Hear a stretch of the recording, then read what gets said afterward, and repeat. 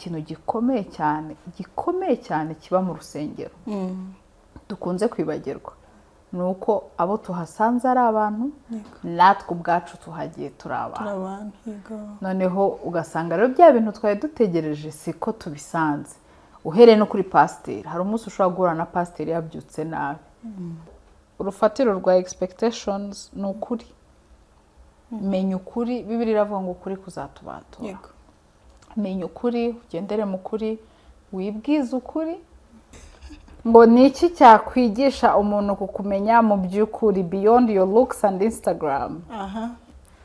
Wow. I love that. First of all, social media for me is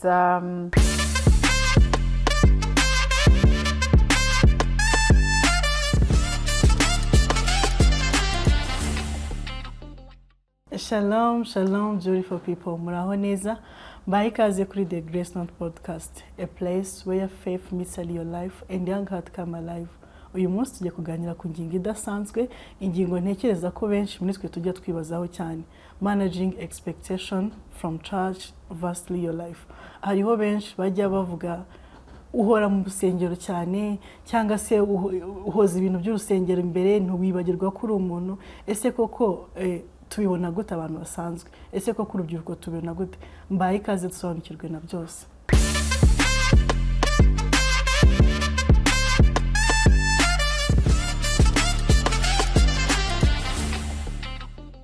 Nkuko nabibabwiye tujya kuganira kuri managing expectations church vastly your life. Turi kumwe n'umushyitsi udasanzwe mu mama twese dukunda, especially pastor.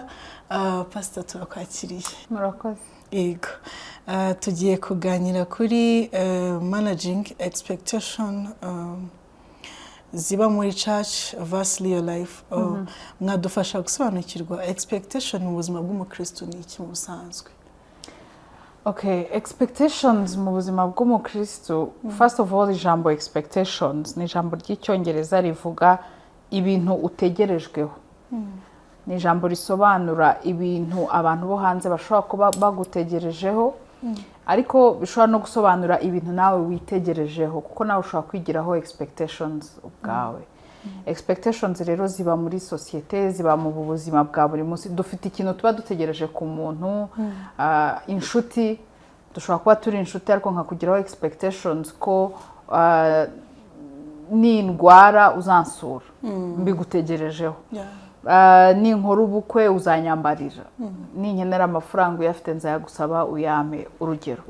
No mu rusengero rero hari expectations cyangwa hari ibyo tuba dutegereje ku rusengero, hari ibyo tuba dutegereje ku bantu duhuriye nabo mu rusengero, hari ibyo nabo baba badutegerejeho.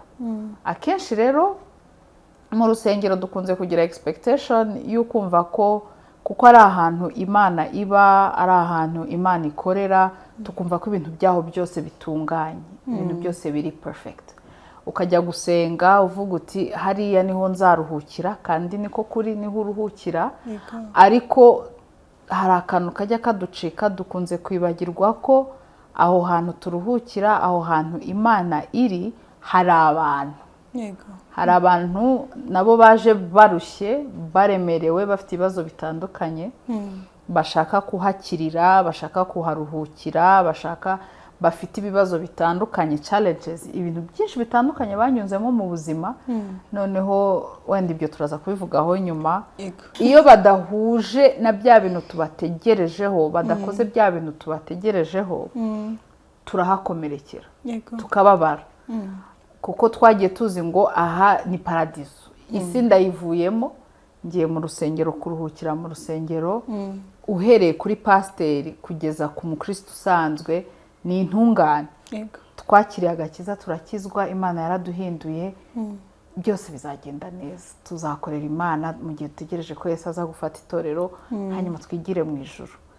Ariko akenshi ibyo bintu tuba dutekereza tuhategereje si byo tuhasanga, kuko hari ikintu gikomeye cyane kiba mu rusengero dukunze kwibagirwa, nuko abo tuhasanze ari abantu natwe ubwacu tuhagiye turi abantu.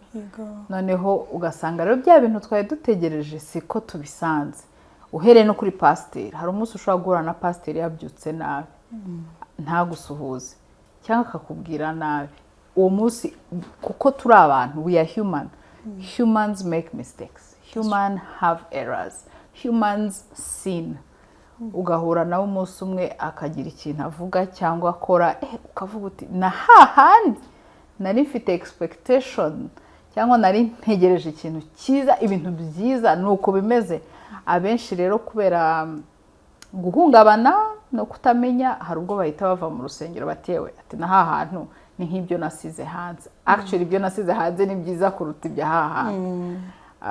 Ukaba wahahurana n'abakristo barimo kurwana intambara zitandukanye, kubera ko tujya mu rusengero dufite ibikomere, ihungabana ritandukanye, dufite ibintu bitandukanye muri twebwe, swate turi guhunga tudashaka guhangana nabyo, cyangwa turi kujya gushakayo imbaraga kugira ngo tugire ubushobozi bwo kubyikorera mu mutima. Abo bantu rero bose murahura, za expectations cyangwa bya bindi wari uhategereje ntibibe uko wabitekerezaga. Ariko bitavuze ko byose ari bibi. Hari n'igihe tugira expectations nziza zikaba met. Ukajya mu rusengero ukavuga uti ruriya rusengero jyewe ndumva hari ahantu nzahahererwa umugisha, nzakirwa, nzakundwa, nzashyigikirwa. Ugahura nabyo ukahahererwa umugisha. Ubwo icyo gihe tuvuga ngo bya bindi wari utegereje warabibonye. Thank you so much. Ese Pastor, mutekereza ko ari iki gituma umuntu agira expectation? Kuko urebye abantu bo mu rusengero cyane cyane bo bagira expectation nyinshi cyane, like abakristo bagira expectation nyinshi cyane kurusha abantu bari outside. Mutekereza ko ari impamvu ituma abakristo bagira expectation nyinshi cyane mu rusengero, rimwe na rimwe I'm sorry to say, batajya banazigira ku Mana, akaba yaza afite ibyiringiro byinshi ku rusengero cyangwa ku bakristo asanze kuruta uko yagira expectation ku Mana. Jye nibaza ko bigaruka kuri kakandi navugaga, akenshi abantu bibagirwa iriya component y'abantu. Iriya component yuko aha hantu ni inzu yubatse ariko irimo abantu. Turi abantu, ari abo mpasanze, ari nanjye ugiyeyo, we're all human. Twese dufite intambara turi kurwana nazo, haba intambara z'aho tuvuka, haba intambara n'ibikomere twateruye aho twize, aho twanyuze, haba intambara z'aho dukora cyangwa ibyo duhangana nabyo by'ubuzima, duties and responsibilities z'ubuzima, ibintu bitandukanye tuba duhanganye nabyo, turabyibagirwa kenshi. Abantu rero bakunze kugira izo expectations ku rusengero kuko nirwo babona. Urwana n'icyo ubona, arabona urusengero, arabona umuntu. Kandi abo bantu aho hantu inyigisho zirimo ziratambuka ni inyigisho z'ibyiza, ni inyigisho z'ibikeye, z'ibitunganye, ni inyigisho z'ibizima. Biramworoheye rero guhanga amaso ibyo abona, ibyo akoraho kuruta Imana. Imana se kambivuge mu mvugo isekeje, murahurira he nayo ngo murwane? Nta hantu muri buhurire ngo murwane. Mufite ahantu muri buhurire, ariko ntabwo si nko guhura nawe ngo nkwanduranyeho ngo cyangwa ngo nkugire expectation ngo ni nkora ubukwe nzi ko Colin ari buze, abuze abwicaremo, ari bukenyere, cyangwa nimukenera muri function muri famille azaza. So wowe ndakubona ndagufite, nje mfite expectation iri physical, iri human because of the human experience. Ariko Imana yicaye mu ijuru, he is looking at you. Iri no mu mitima yacu, yes, mu mwuka, but he still shows up in the shape of men. Na Yesu aza kudupfira yahisemo kuza nk'umuntu tubona, dukoraho, twumva, uvuga, urira. Imana nayo yahisemo the human experience. So it's so natural for the humans to look at the humans. niko mbyumva ariko abantu bakunze kugira expectations ku bantu bakagira expectations ku itorero kuko niho hantu nyine hadusezeranye ibyiza haduha ibyiringiro niho hantu hatubwira ko tuharuhukira ngo nuza mu nzu y'Imana uraruhuka imitwaro yawe urayisiga urumva ibyo bintu bitwubakikamo muri twebwe bizamura cya kintu cyo kuvuga ngo izi nizo expectations njyanye iki nicyo njyanye iki nicyo ntekereza iyo rero expectations zidahuye na reality it's a problem. Is it bad to have that expectation? I think ndatekereza ko ntabwo twabaho muri iyi si tudafite expectations tudafite ibintu dutegereje yego uretse no dusohotse no mu rusengero gato n'ubukristo gato no mu buzima busanzwe yego abantu mubana hagomba kubaho icyo twita realistic expectations expectations zumvikana zigaragara yego sibyo urugero kantanga urugero turigana ndize ndarangije kwiga ndagraduatinze ndambaye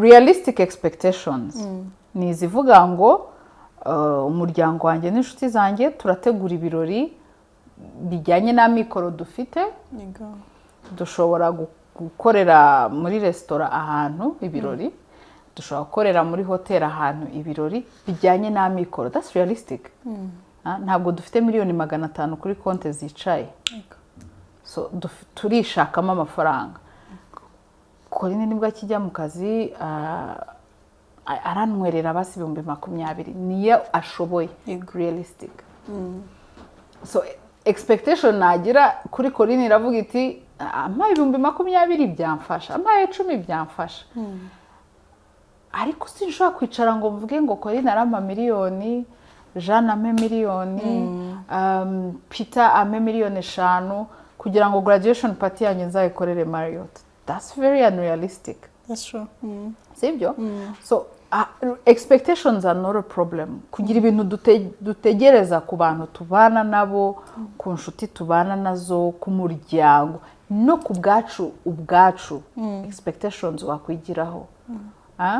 Zigomba kuba realistic, zigomba kureba ibiriho, reality y'ibiriho. That's true.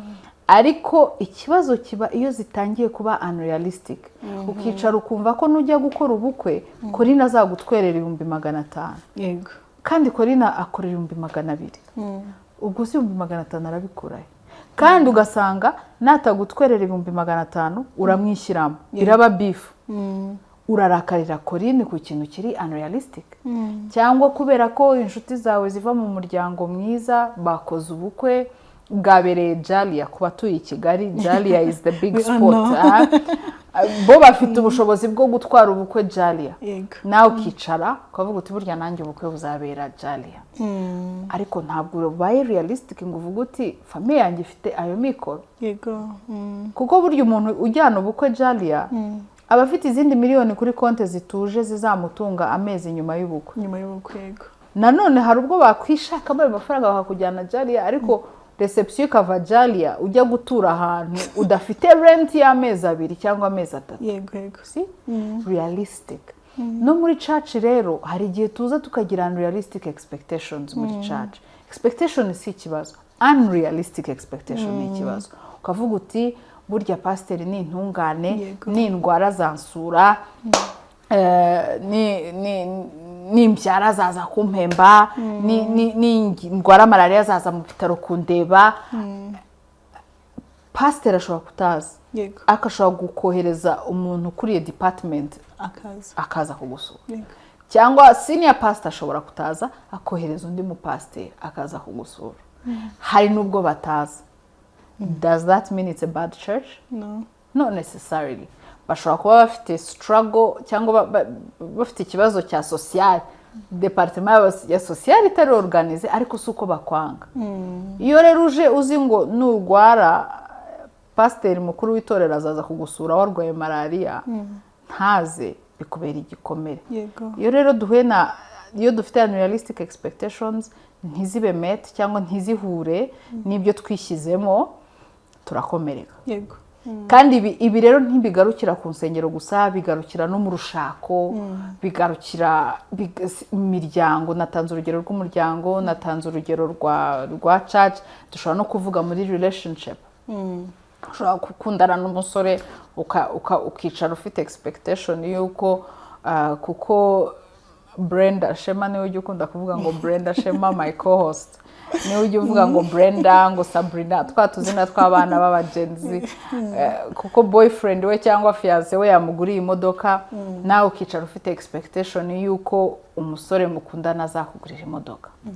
Is that realistic? Nibwo akigraduating, agize Imana abonye akazi arakishakisha, abonye akazi kamuhemba 200,000, 300,000. Wicaye ufite expectation yuko azafata ideni rya miliyoni 10 kuri banki ngo akugurire imodoka. Ahembwa umushahara w'300,000, harya banki nikata ayiryo deni azasigarana iki? Azishyura rent iki? Azakoresha transport ye? Azatunga famiye ye gute? Because mind you ashobora kuba afite barumuna bakishyurira minerval. Atabikora uti burya ntabwo nkunda. You are having unrealistic expectations kubera ko ntabwo urimo kureba reality y'ikiriho.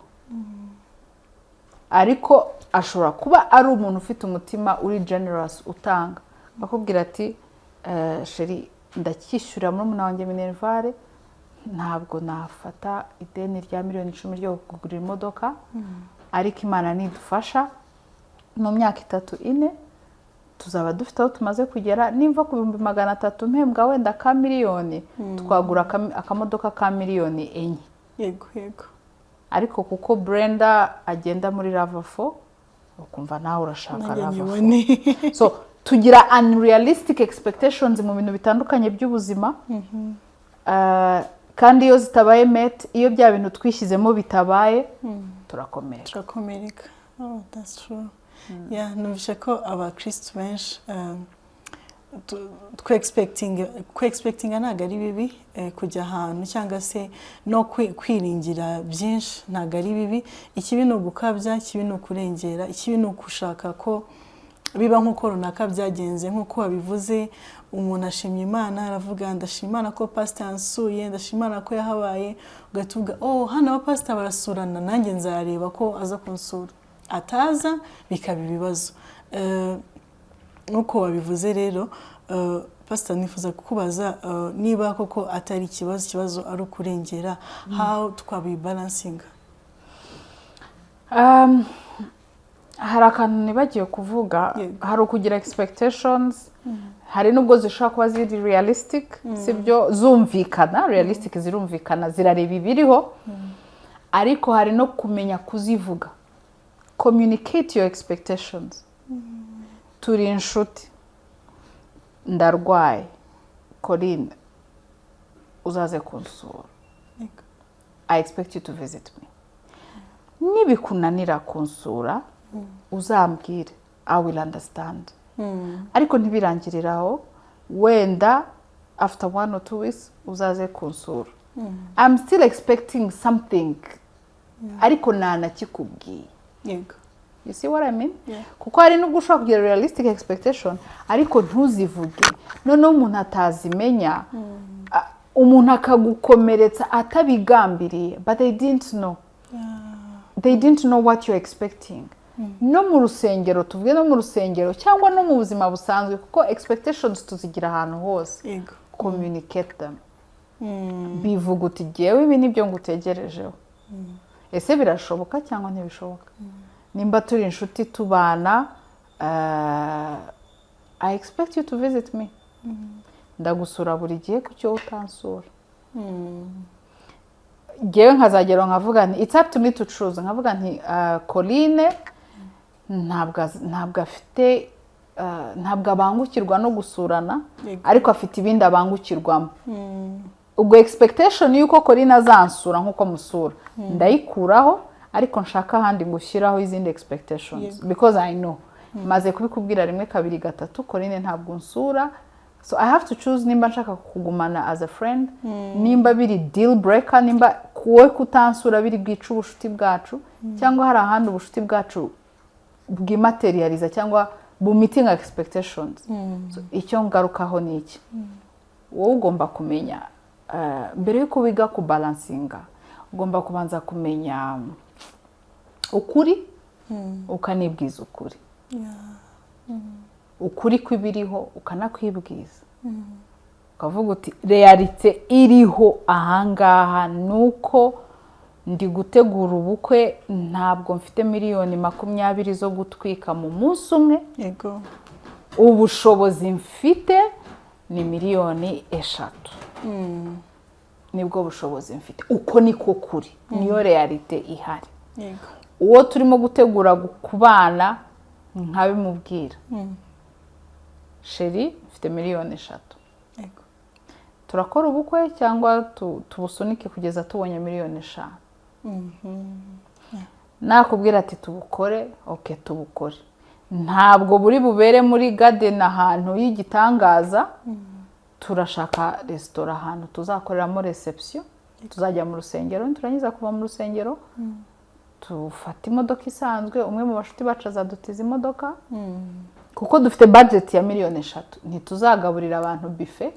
Tuzashaka restaurant tujyamo. Turi abantu 20 cyangwa 30. Imiryango ya hafi n'inshuti za hafi. Hanyuma iyo ni na restaurant isanzwe. Yego. Biragwa muri za miliyoni 3. Tunabishoboye ahubwo twashyira miliyoni 3 ariko tugakora ubukwe bwa miliyoni 2,500 kugira ngo tugere masi 500 ya okazu. Hanyuma nibyo dushoboye, mwabikomenyetse, mwabivuze. Yego. Mubyumvikanyeho. Waba atari byo ushaka, naba atari byo ushaka, burya ibi bintu ntabwo ari byo nshaka, siko mbyumva. So ate dutegereze imyaka 2 dushake 5. Cyangwa peace. I'm gonna get someone who has money because you see what I mean. So kubibalancinga rero bihera kumenya ukuri, reality ihari, ukakwibwiza kandi ukanakubwira uri concerned kuri icyo kintu cya expectations. Ukuri kw'ibintu nuko jewe kananga urugero rworoshye. Inshuti zanjye tumaranye imyaka myinshi cyane. Ugeze nko kuri nka 25 ndibaza. 25. Tukabihuza how tugomba keeping inshuti for that long. That's another story. So one of my friends tumaranye imyaka myinshi. No umuntu turi very close. Abantu bamwe baramuzi kuko she's one of my long standing friends. Dushobora kumara amezi 3-4 tutarasurana. Tutarabona. Gusa nta n'ikibazo gihari. Kubera iki bo mbaho ubuzima bwirukanka, nawe abaho ubuzima bwirukanka, ariko icyo kintu tukiziranyeho, twakivuganyeho ko umva nintagusura ntituzaba abanzi. I am so busy. Samedi, dimanche ni misi yanjye to switch off. I will not come to visit you. Ariko urabizi ko ngukunda ati. Nawe same. Ariko tukagira gahunda imwe tuvuga ngo dukumburanye byo kubonana in person. Turi bubonane. Tumarane nka afternoon yose. Wow. Dushobora gufata a Saturday tukavuga tutumva ndagukumbuye ubu bushuti ntago ari byo. Let's meet. Tukavuga ngo turahura saa 7 kwa gatandatu dutandukane saa 1 z'ijoro cyangwa saa 3. Ego. Expectations twarazivuganyeho, tubiziranyeho. Ngiriyo weakness rwose mba ninaniriwe. Saturday I'm sleeping, I'm with the kids. Ntago nzagusura, sinzi gusurana. Arabizi ko mukunda, arabizi ko umva nta wahala, no wahala. Ariko ntago uwo mwanya nzabona. Ariko tubonana kuko nzi ko tuba tumaze igihe kinini cyane tutabonana. Wa mwanya turi kumwe uburi intense, no kuvuga ngo turaganira, turabwizanya ukuri. We are off the phone, nta phone calls, nta umva tuba dufite activities planned. Ntabwo dushobora kuvuga ngo turajya kureba movie, nituva kureba movie turajya gusangira, nituva gusangira we are going to her house or she's coming to my house. It's going to be a time that is rich. But we have communicated. Twajyaga tubipfa kera. Twajyaga tubipfa akambwira wowe ntabwo unsura n'ibiki, aho nkambwira ko ndagukunda ariko nukuri kugusura it's not gonna happen. Aza kubyakira ariko tubyigira umutwe wo kuvuga ngo nitujya tubonana we're going to maximize. So I'm coming back to the reality, which is narice ndambwira ntumva burya gusura rero ntago bimbangukira, please don't be offended, ndagukunda, when you need me you will see me, but I will not visit you every week. Ntago bizakunda. So hari reality yuko mfite your weakness. It was communicated. Nawe arayizi kandi nawe she has adapted kuko ubushuti bwacu buri so deep kandi bufite ibindi byinshi byubakiyeho. Afite ahandi abivunjira. Relationship yacu dufite ahandi tuyivunjira, nanjye mfite ahandi mvunjira ibye. So tujya tumucokoza kuko we on the other end noneho we she's an introvert. Introvert, which means she can go for weeks atitaba telefone. Ndabizi kera twajyaga tubipfa kuki nguhamagara ntiwitabe kuko nubwo ntasurana jewe naguhamagara buri munsi aho mbyibukiye cyangwa aho mbitekerereje, depending on the relationship dufitanye nakuvugisha buri munsi. So nanjye rero nkajya muhamagara ntiyitabe, nkandika message ntasubize. Nawe aranyicaza arambwira ati umva ndagukunda but nkuko utazi kunsura niko nanjye ntashaka kukuvugisha buri munsi. Let's not talk every day. Kuri abo bantu bose bashobora kuba be expectinga uburyo Imana ishobora kubahamo igisubizo ari uko bagiye kanyarira, bava kanyarira bakajya mu yindi misozi n'indi yose izwi, akava muri churches zimwe akajya mu yindi kugeza igihe azarindira kubona icyo gisubizo. Murakoze.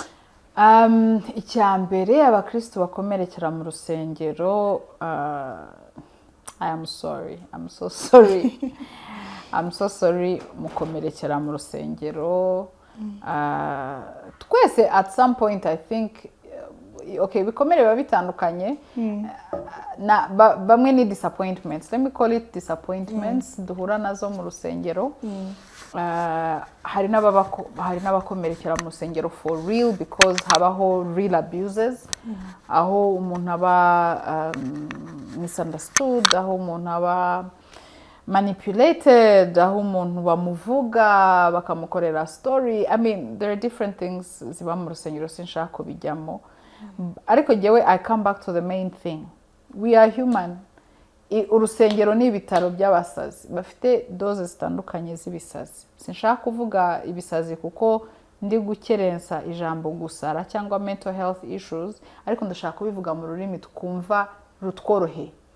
Urusengero ni ibitaro by'abantu barwaye baza gushaka Imana kugira ngo ibavure bwa burwayi bafite. Uburwayi tuba dufite rero mu rusengero, hari uburwayi bw'icyaha tuvukana, twaracumuye ku Mana, icyaha tuvukana tugikurwaho no kwizera Yesu Kristo nk'umwami n'umukiza akaduha agakiza. Ariko ntibigarukiraho. Uburwayi tuzana mu rusengero buba bushingiye ku aho twavukiye. Hari ibikomere dukura aho tuvukira, hari ibikomere cyangwa hari ibyo dukura mu mateka yacu, amateka nk'igihugu.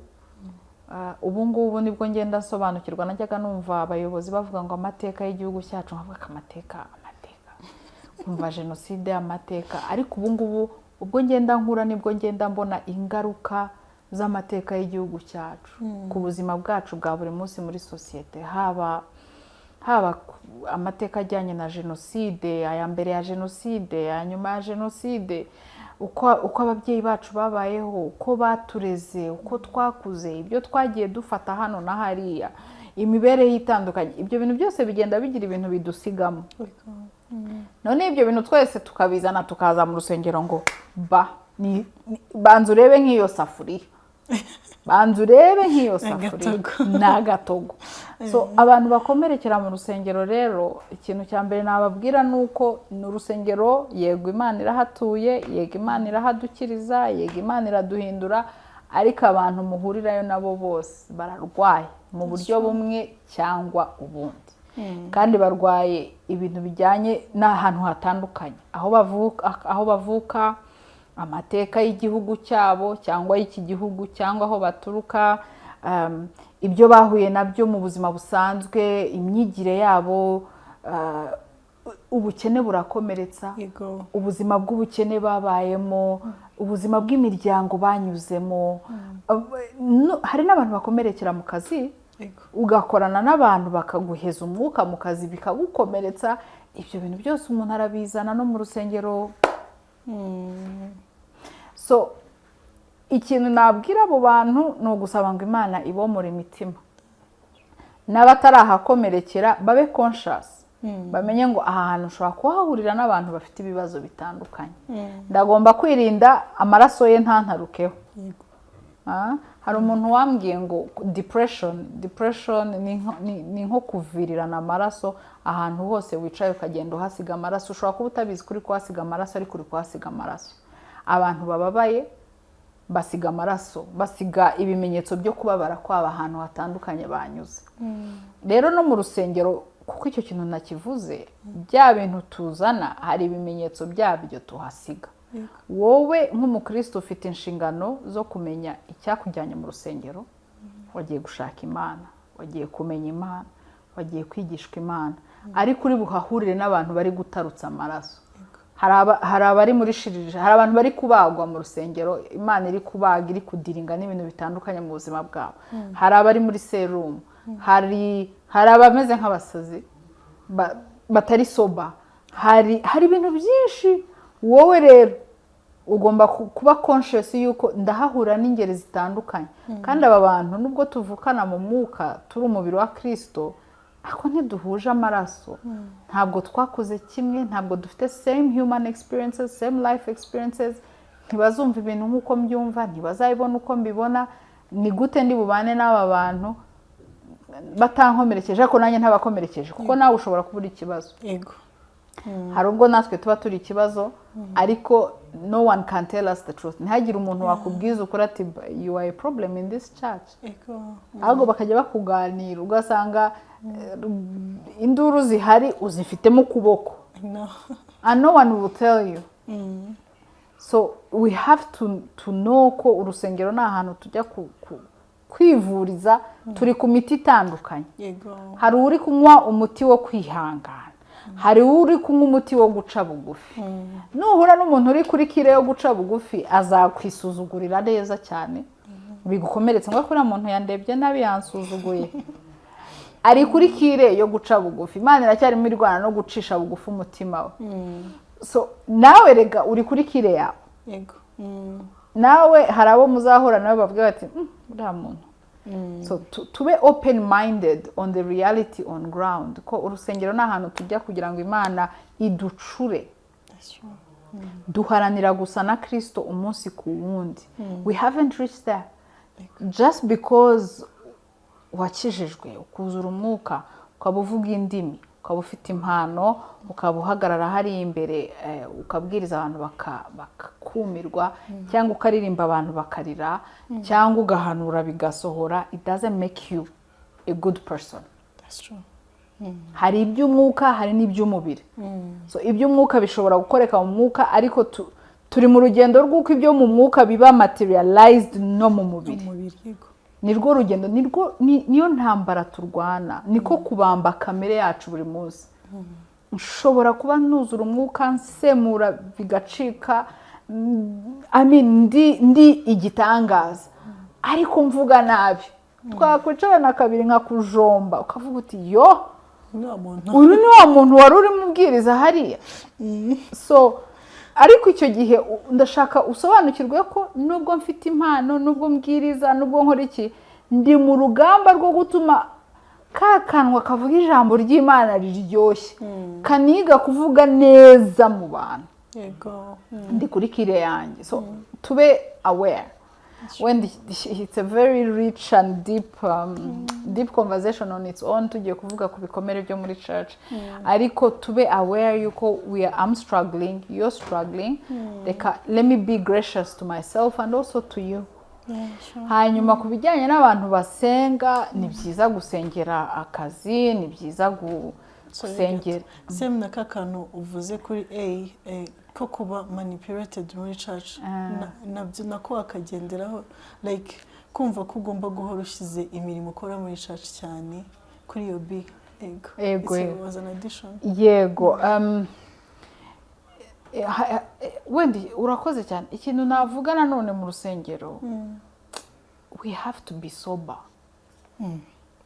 ugomba gufata umwanya ugatekereza utekereza uti nimba ngiye gukorera iki mu rusengero nimba ngiye gukorera Imana iki what does it mean bisobanuye iki birubaka iki biragira gute you have to think ariko tujya mu rusengero tukajya mu mwuka yes ni byiza tugomba kujya mu mwuka ariko we switch off the mind ntongere gutekereza ntongere kuba soba ntongere kwitekerezaho ntongere gutekereza ubuzima ntongere tugasa nk'abagiye mu kibisi kimwe ariko ntabwo urimo gutekereza it's like you lose thinking for yourself we need to think for ourselves when you think iyo uzi kwicara ugatekereza ukanitegereza you can't easily be manipulated niyo umuntu ari kumanipira urabibona kandi tureke no gutekereza n'umwuka wera arakubwira iki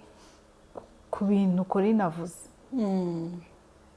wowe mbere yuko Corine akuyobora ku kintu wowe umwuka wera arakubwira iki kuri icyo kintu ijambo ry'Imana riravuga iki kuri icyo kintu ijambo wisomeye ikibazo dufite abantu badasoma ijambo abantu batagendera mu ijambo abantu badatinda mu ijambo ariko wowe ku giti cyawe what is the word of God telling you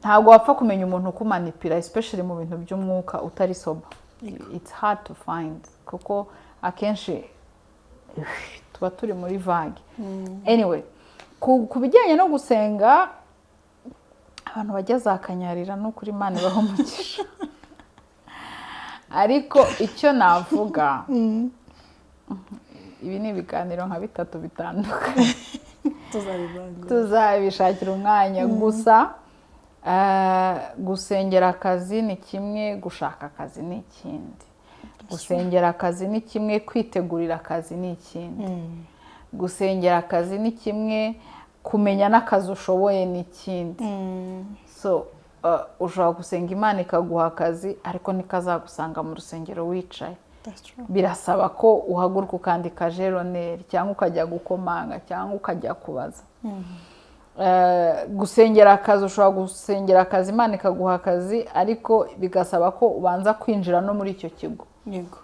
usabye akazi muri ONG bati nta bakozi turimo kwakira hari akantu tutajya tumenya akantu ko kuvolunteeringa kuvolunteeringa kavuga uti ngewe burya nubwo mutampa akazi gahemba let me volunteer niga akazi so gusenga ni kimwe ariko pratique ni ikindi pratique rero ntitujya tuyivugaho cyane I don't know why ariko nko mu itorero nsengeramo twigisha ibintu biri practical ntabwo ndi kurecruita abantu baza muri church yawe ariko twiga ibintu biri very practical in the sense twigisha abantu kujya ku misozi itandukanye jya mu bucuruzi jya mu burezi jya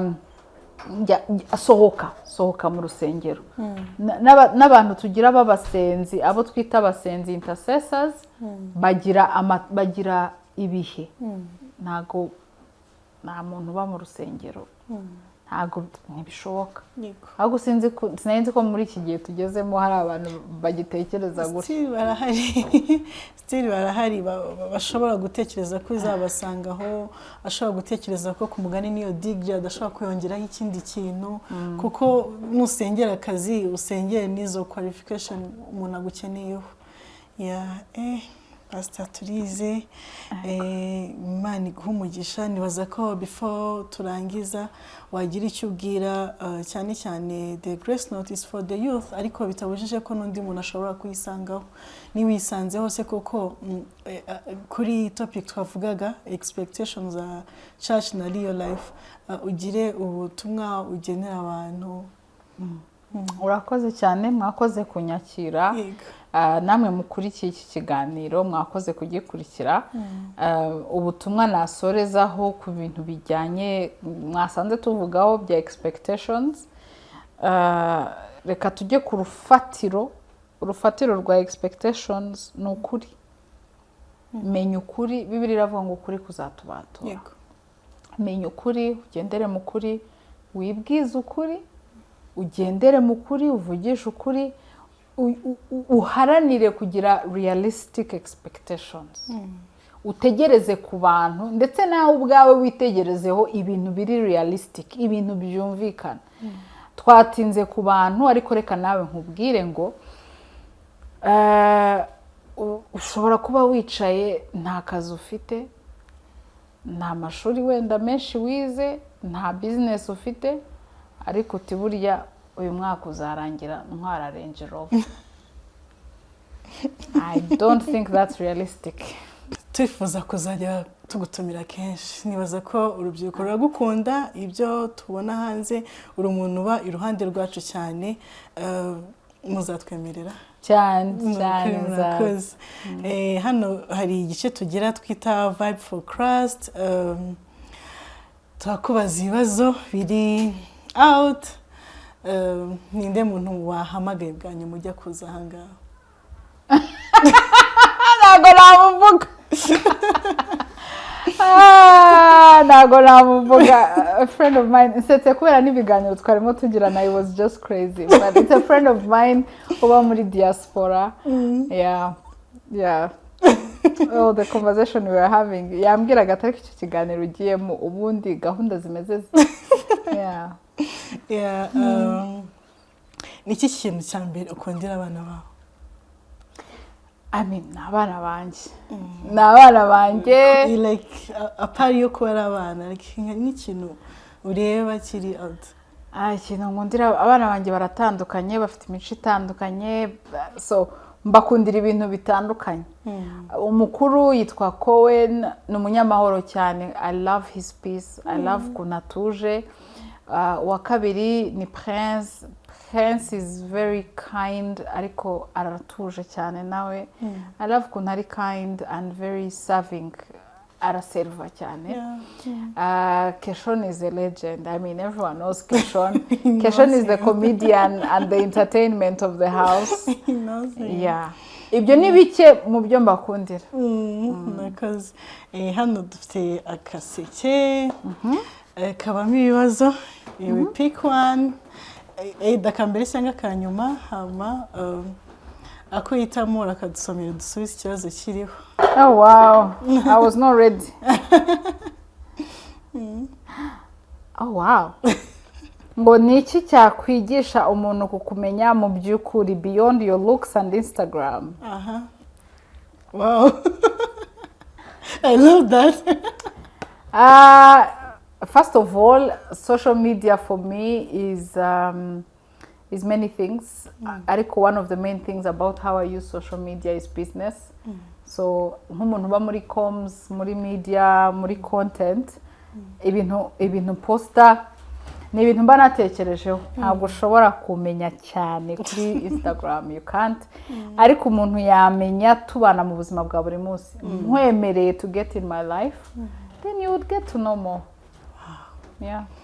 Thank you so much. That was it. Mwakoze kubana natwe nizera ko mukiye full package and stay connected na hutaha.